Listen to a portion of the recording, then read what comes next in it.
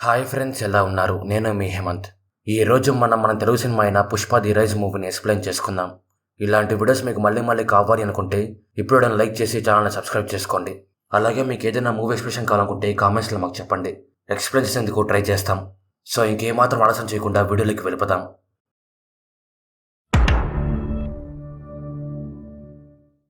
ఇంకా main story విషయానికి వస్తే, జపాన్లో పెళ్లి చేసుకునే ధనవంతులకి ఒక ఆచారం ఉంటుంది. అది ఏమి అంటే, పెళ్ళికొడుకు పెళ్ళికూతురికి ఒక బహుమతి ఇవ్వాలి. ఇక్కడ టాపిక్ ఆ బహుమతి గురించి కాదు, ఆ బహుమతిని తయారు చేసేందుకు యూజ్ చేసే చెక్క గురించి. ఆ చెక్క భూమి మీద పండే బంగారం లాంటిది. ఎందుకంటే అది కేవలం మన రాయలసీమలో ఉన్న శేషాచలం అడవిలో మాత్రమే దొరుకుతుంది. ఆ చెక్క పేరు ఎర్రచందనం. ఈ ఎర్రచందనం అంతా స్మగ్లింగ్ ద్వారా వేరే వేరే దేశాలకు వెళ్తూ ఉంటుంది. ఈ స్మగ్లింగ్లో మొత్తం 4 స్టేజ్లు ఉంటాయి. అందులో మొదటిది కూలీలు. వీళ్ళే అడవిలోకి వెళ్ళి ఎర్రచందనం తీసుకొని వస్తుంటారు. రెండవది స్మగ్లర్స్. వీళ్ళే కూలీల దగ్గర నుంచి ఆ ఎర్రచందనం కొనుక్కుంటూ ఉంటారు. మనకి ఈ మూవీలో చూపించే స్మగ్లర్ వచ్చేసి కొండారెడ్డి. తను ఒక ఫ్యాక్షనిస్ట్. పంతానికి పోయి గొడవలో తన చేను తానే పోగొట్టుకుంటాడు. కానీ తనకున్న ఒంటి చేత్తోనే ఈ స్మగ్లింగ్ మొత్తాన్ని కంట్రోల్ చేస్తూ ఉంటాడు. కొండారెడ్డికి 2 తమ్ముళ్ళు ఉంటారు. వాళ్ళ పేర్లు వచ్చేసి జగ్గారెడ్డి, జాలరెడ్డి. జగ్గారెడ్డిని వ్యాపారం మొత్తం చూసుకుంటూ ఉంటాడు. కానీ జాలరెడ్డి అలా కాదు. తనకు అమ్మాయి గాలి తగిలితే కానీ రోజు గడవదు. ఊరిలో ఉన్న ఏ అమ్మాయినా సరే తనకు నచ్చింది అంటే పెళ్ళి ఎవరైనా చేసుకొని ఫస్ట్ శోభనం మాత్రం తనతోనే చేసుకోవాలి. మూడవది స్మగ్లింగ్ సిండికేట్కి బాస్. కొండారెడ్డి వాళ్ళు ఈ సిండికేట్లో చాలామంది ఉంటారు, కానీ సిండికేట్కి బాస్ మాత్రం ఒక్కడే ఉంటాడు. అందరూ సరుకుని అతనికి అమ్మాలి, లేదంటే చావే దారి. ఈ కొండారెడ్డి లాంటి వాళ్ళు 2 చెక్ పోస్టులు దాటించి సరుకును మంగళంసీనికి ఇచ్చారు అంటే వాళ్ళకు రావాల్సిన డబ్బులు వాళ్ళకు వచ్చేస్తాయి. కానీ మంగళంసీని ఈ సరుకును అమ్ముకోవాలి అంటే 15 చెక్ పోస్టులు దాటించాలి. మంగళంసీను భార్య పేరు దాక్షాయిని. తనకు ఒక తమ్ముడు ఉంటాడు. తన పేరు మోగులేషు. తను వాళ్ళ బావకి బిజినెస్లో చిదుడు వాదుడుగా ఉంటూ అడ్డం వచ్చిన అందరినీ చంపేస్తూ ఉంటాడు. నాలుగవది డీలర్. మంగళంశ్రీను చెన్నైలో ఉన్న ఒక డీలర్కి సరుకుని అమ్ముతూ ఉంటాడు. ఆ డీలర్ పేరు వచ్చేసి మురుగన్. తన సరుకు మొత్తాన్ని కొనుక్కొని వేరే వేరే దేశాలకి సముద్ర మార్గం గుండా పంపిస్తూ ఉంటాడు. ఇది ఎర్రచందనం సిండికేట్లో జరిగే మొత్తం ప్రాసెస్. కానీ ఈ స్టోరీ ఎర్రచందనం గురించో సిండికేట్ గురించో కాదు, ఎర్రచందనం లాగా అరుదుగా ఉండే పుష్ప గురించి. ఈ పుష్ప ఎవరు అంటే స్మగ్లింగ్ సిండికేట్లో ఒక మెంబర్. కానీ తను మంగళంశ్రీనికి తెలియకుండా డైరెక్ట్గా సరుకుని చెన్నైకి తీసుకుని బయలుదేరతాడు. దారి మధ్యలో తమిళనాడు పోలీసులు ఆపేసరికి ఒక్కొక్కరికి ₹1,00,000 ఇచ్చి అందరినీ కొనేసి సరుకుని సేఫ్గా చెన్నైకి చేరుస్తాడు. అసలు ఎర్రచందనంలాగా అరుదుగా దొరికి పుష్ప ఎవరు అని చూపించేందుకు స్టోరీ బ్యాక్డ్రాప్లోకి వెళ్తుంది. పుష్పాని ఎంత తిట్టినా కొట్టినా తీసుకుంటాడు, కానీ ఎమోషన్ మీద కొడితే మాత్రం అసలు తీసుకోలేడు. ఎందుకంటే పుష్పకి పుట్టినప్పటి నుంచి ఎలాంటి గుర్తింపు ఉండదు. ఎందుకంటే పుష్ప వాళ్ళ అమ్మ వాళ్ళ నాన్నని పెళ్లి చేసుకోకుండానే తనకు జన్మనిచ్చింటుంది. పుష్ప వాళ్ళ నాన్నకి ఆల్రెడీ ఒక భార్య ఉంటుంది. ఆ భార్యకి 2 పిల్లలు కూడా ఉంటారు. వాళ్ళల్లో ఒకడి పేరే మోహన్. పుష్ప వాళ్ళ నాన్న చనిపోయినప్పటి నుంచి మోహన్ పుష్పకి వాళ్ళ అమ్మకి గుర్తింపు లేకుండా చేసి పుష్పకి వాళ్ళ నాన్న ఇచ్చిన ఒకే ఒక చైన్ని కూడా లాక్కునేసింటాడు. మనం పుట్టినప్పుడు మనకంటూ ఉండేది ఇంటి పేరు మాత్రమే. కానీ పుష్పకి అది కూడా లేకపోయేసరికి చిన్నప్పుడే చాలా బాధపడింటాడు. ఆ బాధ వల్లే భుజం ఒక సైడ్ పైకి అయిపోయి ఉంటుంది. అందుకే పుష్ప ఏది ఏమైనా తను ఎలా ఉన్నా తన రేంజ్ని మాత్రం తగ్గించుకోకూడదు అనుకుంటాడు. అందుకే ఎక్కడ పనిచేసినా అసలు కాంప్రమైజే కాడు. తను సిండికేట్లోకి ఎంటర్ అయ్యే సంవత్సరం ముందు వరకు ఒక మిల్లులో పనిచేస్తూ ఉంటాడు. కానీ ఆ ఓనర్ రెస్పెక్ట్ ఇవ్వాలి అని చెప్పేసరికి ఆ ఓనర్ దగ్గర జాబ్ మానేస్తాడు. ఆ ఓనర్ దగ్గరే కేశవ అని ఇంకో అతను పనిచేస్తూ ఉంటాడు. తను పుష్పాన్ని అలాగే తను ఉండే తీరును చూసి తన జీవితంలో పైకి వస్తాడు అని గట్టిగా నమ్మి తనతో పాటే బయటకు వచ్చేసి తనకు ఒక మంచి ఫ్రెండ్గా మారతాడు. పుష్ప మర్యాద విషయంలో రేంజ్ విషయంలో ఎంత గట్టిగా ఉంటాడు అంటే వాళ్ళకు అప్పిచ్చిన అతను వడ్డీ డబ్బులు ఇవ్వనందుకు వాళ్ళ మర్యాద మొత్తం తీస్తాడు.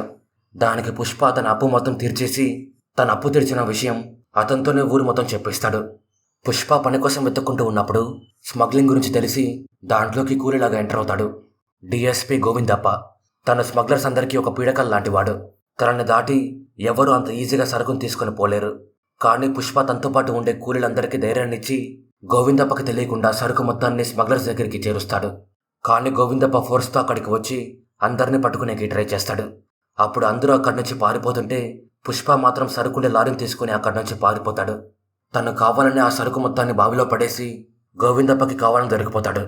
దానికి తన పుష్పాన్ని స్టేషన్కి పిలుచుకొని వెళ్ళి సరుకు ఎక్కడ ఉందో తెలుసుకోవడం కోసం అన్ని విధాలుగా టార్చర్ చేస్తాడు. అయినా తను నోరు విప్పడు. పుష్ప ఎందుకు ఇలా చేశాడు అని కేశవకి ఏం అర్థం కాదు. కాంతం దాచిపెట్టిన ఆ సరుకు కోసం తనను వెతుక్కుంటూ కొండారెడ్డి తమ్ముళ్ళు 2 వస్తారు. దాన్ని చూసిన కేశవ షాక్ అయ్యి పుష్ప మీద ఉన్న నమ్మకాన్ని ఇంకా పెంచుకుంటాడు. జగ్గారెడ్డి పుష్పకి బెయిల్ ఇప్పించి వాళ్ళ సరుకుని కాపాడినందుకు 5 లక్షల రూపాయల డబ్బులు కూడా ఇస్తాడు. జాలరెడ్డి మాత్రం పుష్పను ఒక కూలోళ్ళలాగే చూస్తూ పని అయిపోయిన తర్వాత ఒక ఆడదాన్ని ఒక కూలోని నా కారు ఎక్కించుకోను అంటాడు. దానికి పుష్ప తన రేంజ్ ఏంటో చూపించాలి అని తను సంపాదించిన డబ్బుతో అలాంటి కారు ఒకటి కొంటాడు. దాన్ని చూసిన జాలరెడ్డి అసలు తట్టుకోలేకపోతాడు. కొండారెడ్డి అలాగే తన మనుషులు ఎన్ని విధాలుగా ట్రై చేసినా గోవిందప్పకి తెలియకుండా సరుకును దాటజల్లకపోతుంటారు. పుష్ప ఈ విషయం తెలుసుకొని కొండారెడ్డికి ఒక మంచి ఐడియా ఇచ్చి తనే ఫస్ట్ గోవిందప్పని ఏమార్చి సరుకుని చెక్ పోస్ట్ దాటిస్తాడు. దాన్ని కొండారెడ్డి జగ్గారెడ్డి ఇద్దరు తనని బాగా మెచ్చుకొని 4% వాటా తనకిచ్చి పార్ట్నర్గా చేసుకుంటారు. దాంతో పుష్ప కూలి నుంచి స్మగ్లర్గా ఎదుగుతాడు.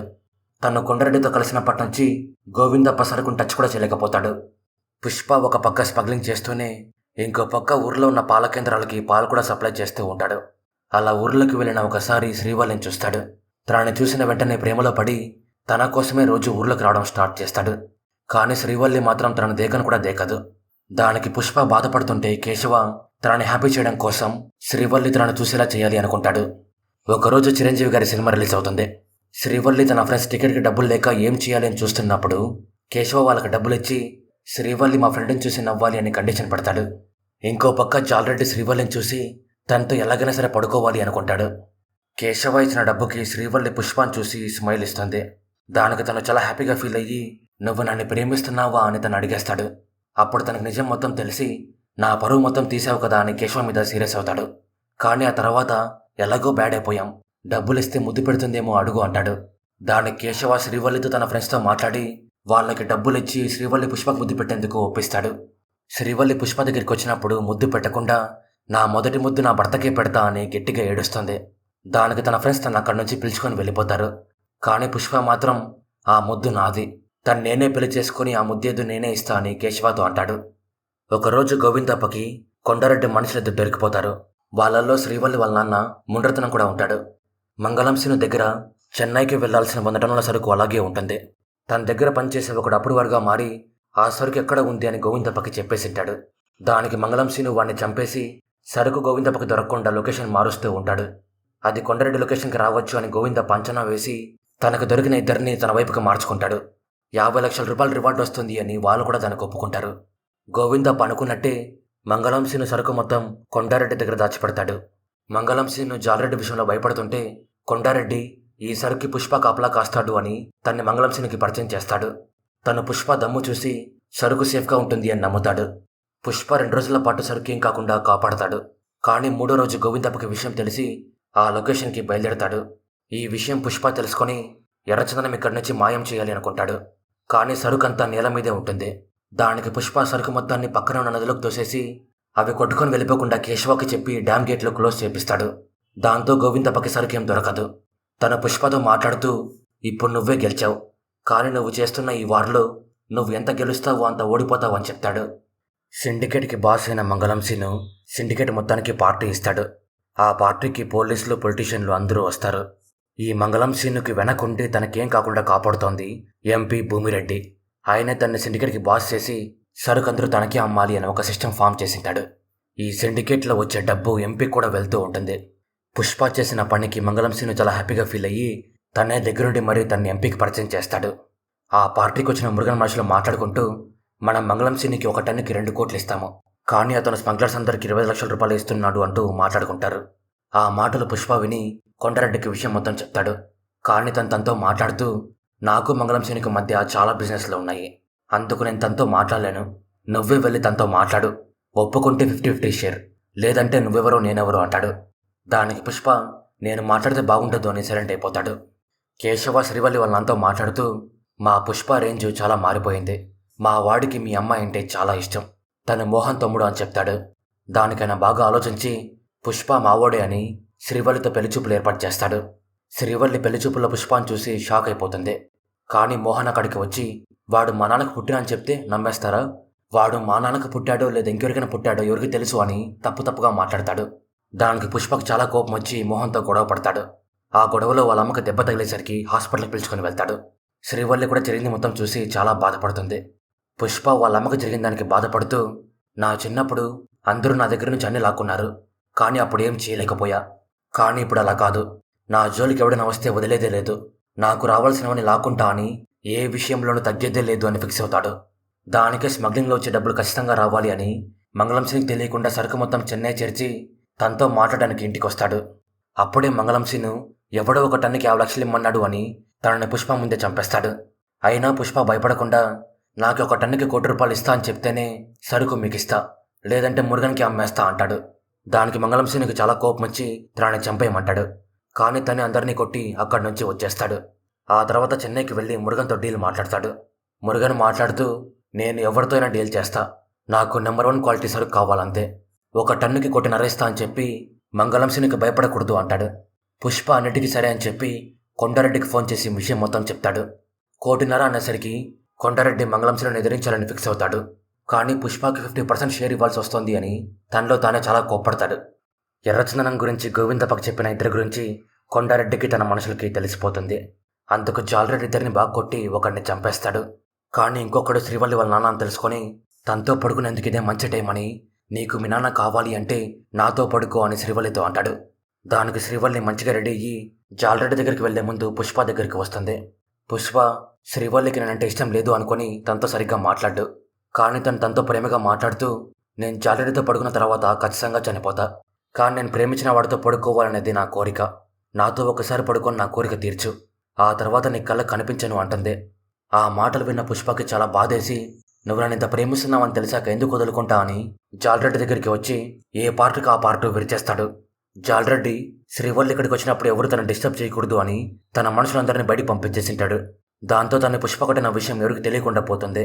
జాలరెడ్డి కూడా ఇది తనకి పుష్పకి మధ్య ఉన్న గొడవ అని, అలాగే పుష్పని తనే చంపాలి అని, తనని కొట్టింది పుష్పననే విషయం ఎవరికి చెప్పకూడదు అనుకుంటాడు. పుష్ప శ్రీవల్లి వాళ్ళ నాన్ని కాపాడి ఇంటి దగ్గర వదులుతాడు. దానికి శ్రీవల్లి చాలా హ్యాపీగా ఫీల్ అయ్యి తను ప్రేమించిన పుష్పకి ముద్దిస్తుంది. కొండారెడ్డి విషయం మొత్తం తెలుసుకొని తన తమ్ముని కొట్టిన వాడిని చంపాలని ఫిక్స్ అవుతాడు. కేశవ పుష్పతో మాట్లాడుతూ, జాలరెడ్డిని కొట్టింది నువ్వే అన్న విషయం కొండారెడ్డికి తెలిస్తే రెండు చంపేస్తాడు అని చాలా టెన్షన్ అయిపోతాడు. అప్పుడే డీల్ గురించి మాట్లాడదామని పుష్ప దగ్గరికి వచ్చిన కొండారెడ్డికి విషయం మొత్తం తెలిసిపోతుంది. తను పుష్ప ఇద్దరు డీల్ విషయంలో తిరుపతి వెళ్తుంటారు. అందుకు తను పుష్పాన్ని తిరుపతిలోనే చంపాలని ఫిక్స్ అయ్యి తనతో కలిసి తిరుపతి స్టార్ట్ అవుతాడు. వాళ్ళు మాట్లాడుకున్న మాటలు కొండారెడ్డి విన్నాడు అని కేశవకు తెలుస్తుంది. అందుకు పుష్ప దగ్గర ఉన్న పేజర్కి డేంజర్ అని మెసేజ్ పంపిస్తాడు. పుష్ప దాన్ని చూసుకుని జాగ్రత్త పడే లోపే కొండారెడ్డి అలాగే తన మనుషులు తన్ని బంధించి బాగా కొడతారు. ఆ తర్వాత తన్ని చంపేద్దామని ట్రై చేస్తున్నప్పుడు మంగళం సింగ్ బామర్ది అక్కడికి వచ్చి కొండారెడ్డిని షూట్ చేసి చంపేస్తాడు. ఎందుకంటే వాళ్ళు మంగళం సింగ్కి ఎదురెళ్ళి డైరెక్ట్గా మురుగన్కి సరుకమ్మనందుకు. పుష్ప వాళ్ళ దగ్గర నుంచి తప్పించుకొని జగ్గారెడ్డిని కూడా మంగళం సింగ్ బామర్ది నుంచి కాపాడతాడు. మంగళం సింగ్ తన బామర్ది పుష్పకు దొరికిన విషయం తెలుసుకొని, నా బామర్దిని వదిలి నువ్వు చెప్పినట్టే చేద్దామంటాడు. కానీ పుష్ప నేనెవరికి భయపడిన విషయం సిండికేట్లో అందరికి తెలియాలి అని మంగళం సింగ్ బామర్దిని చంపేస్తాడు. దాంతో తను కొండారెడ్డి ప్లేస్లోకి వస్తాడు. కొండారెడ్డి దహన సంస్కారాలకి అందరూ వస్తారు.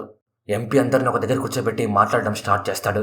అప్పుడు పుష్ప ఎర్రచందనంలో వచ్చే లాభాల గురించి, అలాగే మంగళం సింగ్ చేస్తున్న మోసాల గురించి అందరికి చెప్తూ, ఎర్రచందనం మన దగ్గర తప్పితే ఎక్కడ దొరకదు, అందరం కలిసి పనిచేస్తే మనం చెప్పిందే రేటు అంటాడు. జగ్గారెడ్డి కూడా పుష్పకి సపోర్ట్ చేస్తాడు. ఎంపీ కూడా బాగా ఆలోచించి పుష్పాన్ని సిండికేట్కి బాసం చేస్తాడు. దాన్ని మంగళం సింగ్ అసలు తీసుకోలేకపోతాడు. అయినా ఎంపీ పుష్పకి సపోర్ట్ చేస్తున్నాడు కాబట్టి ఏం చేయలేకపోతాడు. రోజులు గడిచే కొద్దీ పుష్ప అంచులంచులుగా ఎదగడం స్టార్ట్ చేస్తాడు. సిండికేట్లో ఉన్న ప్రతి ఒక్కరూ ఎప్పుడూ చూడనంత లాభాలు చూస్తారు. 6 నెలలు అలా గడిచిపోతాయి. తన తమ్ముడిని చంపేసినా మంగళం సింగ్ పుష్ప విషయంలో ఏం చేయలేదు అనే దాక్షాయిని తనని చంపేకి ట్రై చేస్తుంది. పుష్ప బాగా ఎదిగి ఒక కొత్తింటిని కట్టిస్తాడు. దానికి వాళ్ళ అమ్మ శ్రీవల్లి ఇద్దరు చాలా హ్యాపీగా ఫీల్ అవుతారు. పుష్పకి శ్రీవల్లికి పెళ్లి కూడా ఫిక్స్ అవుతుంది. వాళ్ళ ఇంట్లో జరుగుతున్న మొదటి పెళ్లి ఇదే కాబట్టి పుష్ప వాళ్ళ అమ్మ చాలా హ్యాపీగా ఉంటుంది. దానికి పుష్ప ఏం జరిగినా సరే ఈ పెళ్లి మాత్రం ఆకూడదు అనుకుంటాడు. మోహన్ పుష్ప కుటుంబాన్ని ఎంత చీకొట్టినా పుష్ప వాళ్ళ అమ్మకి మాత్రం వాళ్ళంటే ప్రేమే. అందుకు పుష్ప పెళ్లికి వాళ్ళు కూడా వస్తే బాగుంటుంది అని వాళ్ళకి పెళ్లి కార్డు ఇచ్చి వచ్చేస్తుంది. జాలరెడ్డికి పుష్ప మీద పగ తీర్చుకోవాలని ఉన్నా లేవలేని పొజిషన్లో ఉంటాడు. దాక్షాయిని కూడా ఏం చేయలేని పరిస్థితుల్లో ఉంటుంది. ఇంకా పుష్పకి తిరిగే లేదు అనుకున్న టైంలో డిఎస్పీ గోవిందప్ప కొండారెడ్డి మనిషి తన వల్ల చనిపోయాడు అని రాజీనామా చేసి వెళ్ళిపోతాడు. దాంతో ఎస్పీ బన్వర్ సింగ్ షికావత్ అక్కడికి వస్తాడు. తను కూడా సేమ్ పుష్పలాగే ఎవ్వరి కోసం తగ్గనే తగ్గడు. అలాగే తనకు రావాల్సింది ఎలాగైనా సరే రప్పించుకుంటాడు. తను ఇక్కడికి వచ్చి రాగానే గంజాయి స్మగ్లింగ్ చేసే వాళ్ళని పట్టుకుంటాడు. కానీ తను కారులో ఫ్రీగా పడుకునేందుకు ఇద్దరు అడ్డంగా ఉన్నారు అని ఆ ఇద్దరిని చంపేస్తాడు. పుష్ప బన్వర్ సింగ్తో పరిచయం పెంచుకోవాలి అనే స్టేషన్కి వచ్చి తన వాటా ₹1,00,00,000 తనకిచ్చి నువ్వు నా పెళ్లికి రావాలని పిలుస్తాడు. పుష్ప రెస్పెక్ట్ ఇవ్వకుండా మాట్లాడడం బన్వర్ సింగ్కి అసలు నచ్చదు. అందుకు ఒకటి తక్కువైంది పుష్ప అంటూ నువ్వు ఏం చేయాలో నేను డిసైడ్ చేస్తా, నువ్వు కాదు. నీకు నాకు ఉన్న తేడా బ్రాండ్ని బట్టి వాల్యూ మారిపోతుంది అని తనకి ఇంటి పేరు లేదు అని అవమానిస్తాడు. దానికి పుష్పకి చాలా కోపం వస్తుంది. కానీ పెళ్లి ఆగిపోకూడదు అని సైలెంట్ అయిపోయి బన్వర్ సింగ్ని సార్ అని మర్యాదగా పిలుస్తాడు. దానికి తను సాటిస్ఫై అయ్యి దాన్ని వదిలేస్తాడు. ఎవరికి భయపడని అలాగే సమాధానం చెప్పని పుష్ప అప్పటి నుంచి బన్వర్ సింగ్ ఏం చెప్తే చేయడం స్టార్ట్ చేస్తాడు. అది చూసిన కేశవ దాన్ని అసలు తీసుకోలేకపోతాడు. ఈరోజు పుష్ప పెళ్లి రోజు. పూజారి మంత్రాలు చదువుతూ పెళ్లి కొడుకుని తీసుకొని రండి అంటాడు. కానీ తీరా చూస్తే పుష్ప అక్కడ ఉండడు. ఎంపీ కూడా ఆ పెళ్లికి వచ్చి పుష్ప కోసం వెయిట్ చేయడం స్టార్ట్ చేస్తాడు. పుష్ప బన్వర్ సింగ్తో కలిసి ఊరు బయట పార్టీ చేసుకుంటూ, నాకు ఇంటి పేరు లేదు అని తెలిసే కదా సార్ మీరు బ్రాండ్ అని చెప్పి నన్ను అవమానించారు. నేను మా నాన్నకి పుట్టినట్టు ఆధారం లేకపోవచ్చు, కానీ నాలో ఉన్న ఈ రక్తం మా నాన్నచ్చింది అంటూ, ఇది సార్ నా బ్రాండు అని చెప్పి, ఇది మా ఇంట్లో జరుగుతున్న మొదటి శుభకార్యం, అందుకే నువ్వేమన్నా సైలెంట్గా ఉన్నా అంటూ తన బట్టలు మొత్తం విప్పించి అలాగే తన కూడా బట్టలు తీసేసి, సార్ నా కొడక, నేను ఎలా ఉన్నా పుష్పానే, కానీ నీ మీద యూనిఫామ్ లేకపోతే నీ కుక్క కూడా నేను గుర్తుపట్టదు. వెళ్లే సరుకు వెళ్తూనే ఉంటుంది, వచ్చే డబ్బు వస్తూనే ఉంటుంది, నీకు మాత్రం పైసా రాదు అని చెప్పి పెళ్లి మండపానికి వస్తాడు.